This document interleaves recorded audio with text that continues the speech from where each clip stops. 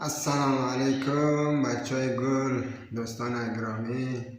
امیدی که خوب و سلامت باشید. زمانی که ویدیو رو میبینید فکر کنید که من در خدمت شما در عمان هستم و هر گونه سوال داشته باشید من در خدمت هستم. پیش از اینکه که بیایید عمان باید با من حرف بزنید.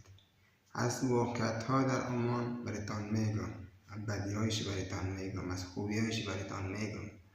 ایرا مطمئن باشید که واقعیت براتان میگم. بعضی ها که هستن دروغ های چرم پرند سر خود جا میزنن، دیگه خودتان رو بازی میده، دیگه یا میگه که خوب است یا میگه بد است. خوبی های خودم داره، بدی های خودم داره.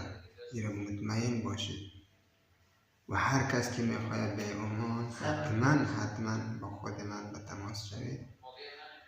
این چینل یوتیوبیم است، فیسبوک، اینستاگرام، تلگرام، هر کجا که میخواستید من دنبال کنید، نام من سرچ کنید خداداد داودی @gmail.com یا youtube.com، هر چی که باشد سرچ کنید. دیگه من در خدمت شما هستم. اگر میخواهید بید عمان باید این ویدیو رو من ببینید و کامنت بذارید. من در کامنت براتان واقعیت براتان میگم. اگر خواستین بید عمان کمترین هزینه و مطمئن راه را برای شما بیان میکنم.